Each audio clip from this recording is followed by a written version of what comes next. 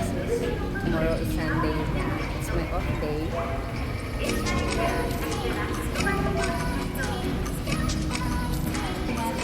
So, ito po guys yung way ko kapag sa trabaho.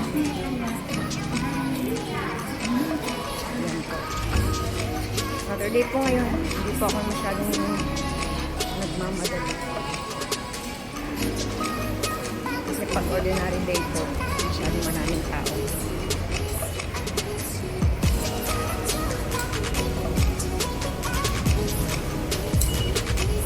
So yun, binanggalang tayong lalaki, wala lang. Ganun po kasi talaga dito. Nagmamadalian naman po mga tao. Eh, dito po, itong lugar po na to, Futako Tamagawa. Ang pangalan po ng lugar na to. So, syempre, sarado pang mga mall. Dito po 7, ano pa lang ata. Ang oras na ba? 7:40.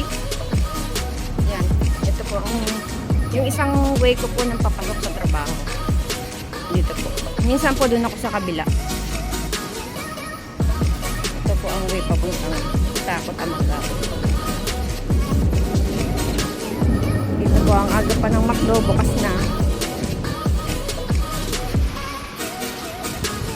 So, tomorrow, pahinga naman, Sunday.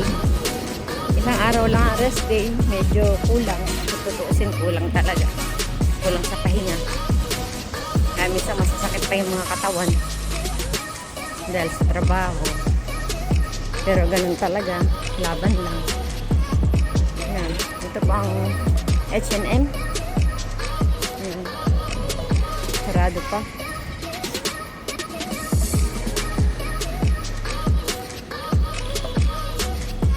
Araw-araw ganito po ang life.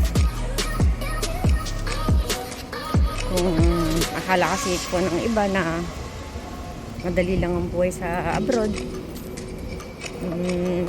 okay naman po, masarap naman po talaga sa abroad. Masarap na mahirap. Yan. Ito, Baskin Robbins ice cream po yan. Ice cream na Baskin Robbins. Alam ko meron na yan sa Pilipinas eh. Sa SM, sa loob ng SM. So yan po. Ito po ako sasakay papuntang work ko. Magbabas po ako. Kanina nakabababa ko lang ng train. Ito naman po ay kapag sa trabaho ko. Yan po. So sige po guys, yung po yung bus sasakyan dyan.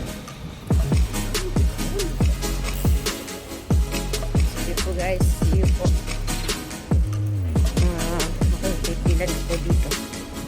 Dito po ang pila.